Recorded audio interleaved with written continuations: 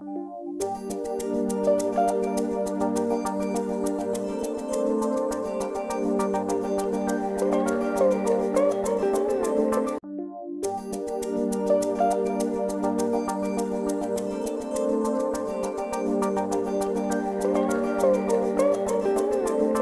answer to this question, David Zaslav had something happen to him when he was a little kid at Six Flags, and you had all the Looney Tunes characters, and I don't want to say that something very bad happens, but for somebody that has really shown his distaste for not just the Looney Tunes, but animation as a whole, you gotta wonder what happened to you as a kid in the back of a Six Flags locker room with a guy in a Bugs Bunny suit. Okay, I'm done with that long answer to the question of why does Warner Brothers hate using the Looney Tunes?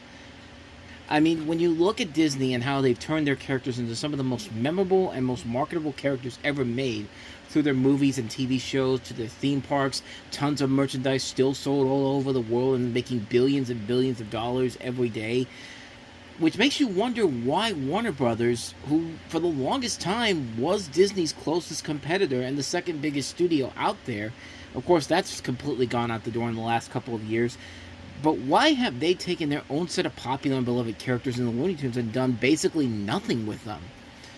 So that begs us to answer the question, why does Warner Brothers hate using the Looney Tunes? So, I mean, it really is. Why do you think that Warner Brothers keeps pushing the Looney Tunes off to the side like they are the retarded stepchildren of the studio? Well, we need to pretty much go back to the 1990s to trace that back to where this kind of all started. It started back in the 90s when Warner Brothers revived its animation department in a big way thanks to the success of Tiny Toon Adventures, Animaniacs, Batman and Superman the Animated Series. With all that success on television, they realized they had to get back into the feature animation department, and the first big project to come from that was, of course, Space Jam, which was a massive hit for the studio, and that led them to create more feature films, and you would think that would help to reignite the Looney Tunes franchise. It didn't. The Looney Tunes were basically relegated back to television with stuff like the Sylvester and Tweety Mysteries and Lunatics Unleashed, stuff we've already talked about on the main website, along with some other Looney Tunes shows and movies. They would also appear in MCI commercials with Michael Jordan, there was direct-to-video features, but other than that and a partnership with Six Flags that has since ended, nothing really. A 7-year gap between Space Jam and Back in Action, and nothing. It's like Space Jam was a fluke and Warner Brothers literally had nothing to follow up with these characters.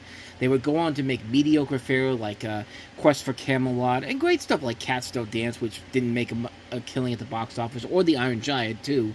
I mean, all three of them got buried at the box office pretty hard, effectively shutting down the animation feature film department after only 4 years of operation. 4 years. I mean, that's how bad these films were bombing. They only lasted 4 years before they would only release a film every couple of years. It wasn't until the mid-2000s when you had films like Happy Feet and The Polar Express becoming big successes.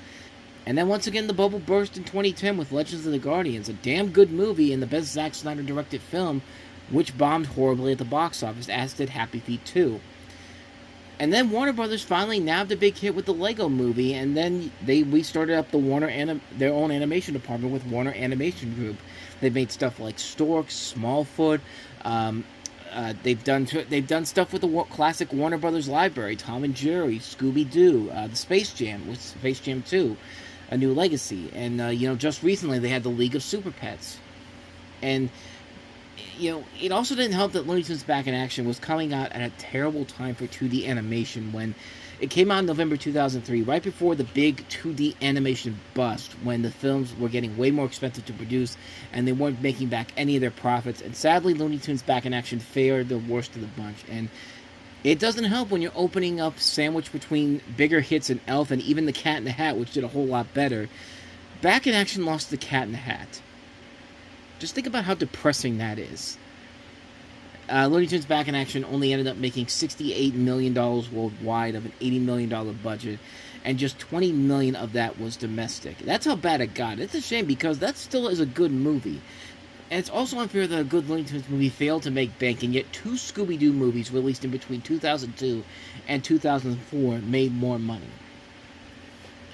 So because of that, the mid-2000s was a dark turn for the Looney Tunes, quite literally, with the failure that was Lunatics Unleashed. Again, something I've talked about already.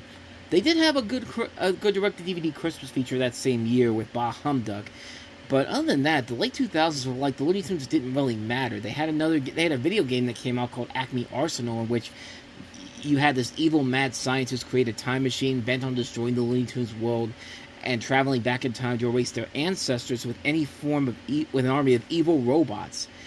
Does any of that sound like Looney Tunes at all? There was even a game called Space Race back in the day, which was a pretty fun game to play back then. I used to play that game a lot, but they at least knew how to bring Looney Tunes style humor into that game. I don't know what they were thinking with Acme Arsenal. And then in 2010, you had the Looney Tunes show, which returned the characters to an original format mixed in with a television sitcom, and it was a great show. But it only lasted 2 seasons. Just like another great WB animated show, Scooby-Doo Mystery Incorporated, both shows were canceled ahead of their times, and once again, WB let their most beloved properties be pushed off to the side. But let's be honest, it's not the characters' fault. We still love the characters. We still watch the classic cartoons and still laugh at them today. We've been begging for these characters to make a big return and become as popular as Mickey and the Disney character crew are. But you know what the problem is? It's the studio. Warner Brothers just doesn't want to use those characters. It's not just David Zaslav. It's been something that's been like this for decades now. It's like the people who loved the Looney Tunes characters back in the 90s were replaced by hardened, soulless creatures who don't care about, holding the traditions and all that. It feels like what happened with Universal when Woody Woodpecker was the mascot for the longest time. And then Despicable Me came around, and then all of a sudden Woody Woodpecker was just shoved off to the side, and all of a sudden it was the Minions that were now the hot new leading mascot of the company. And it's just like, yeah, it's not just David Zaslav that's the problem here. Even though he's making it worse, this has been a problem for a number of years now, a number of decades. And it's mostly because Warner Brothers wants to try to make properties out of other things. They've spent so much time trying to make DC Cinematic Universe the high priority, and the problem was they did it in half the time that the MCU did, and because you did it in half the time, it's not going to end up as well as you wanted to. And I mean, it started off with a couple of good hits overall, but look at where the DC Cinematic Universe is now. Completely shut down, and now we have a new one starting in the next month with Superman coming up. But it wasn't just DC. Warner Brothers had a terrible track record for a couple of years there, especially in the mid-2010s. I mean, think about all the movies they had put out between 2014 and 2016. Not just underperformers, but massive, massive flops like Into the Storm, Dolphin Tale 2, Horrible Bosses 2, Jupiter Ascending, Run All Night, Hot Pursuit, Entourage, Max, Magic Mike XXL, The Gallows, Vacation, Man from U.N.C.L.E., We Are Your Friends, Black Mass, Pan, Our Brand is Crisis, The 33, In the Heart of the Sea, Point Break, Keanu. All of these were massive financial failures, and a lot of them had massive budgets. Like, Point Break only had $105 million budget, just bringing in $28 million alone here in the U.S., In the Heart of the Sea, $100 million budget, $25 million domestic gross. They spend way too much time on these films that they think they're going to be the next big hits on their hands, and they always failed financially because the studio was so desperate to have a franchise with everything that comes out. They're kind of like what Lionsgate used to be back in the 2010s. Lionsgate was doing the same thing too, trying to create these lucrative franchises and failing miserably on all counts, which, let's be honest, they're still kind of doing it nowadays. And of course, we've seen what's happened in the last couple of years since David Zaslav took over, and it really does seem like the animation department, and especially the Looney Tunes, have been hit the hardest. There were even rumblings that Warner Brothers was going to sell off the Looney Tunes franchise to another studio, which, you know what, at this point, you might as well just go ahead and do it, because they're going to treat them much better than you've been treating them the last couple of years, buddy.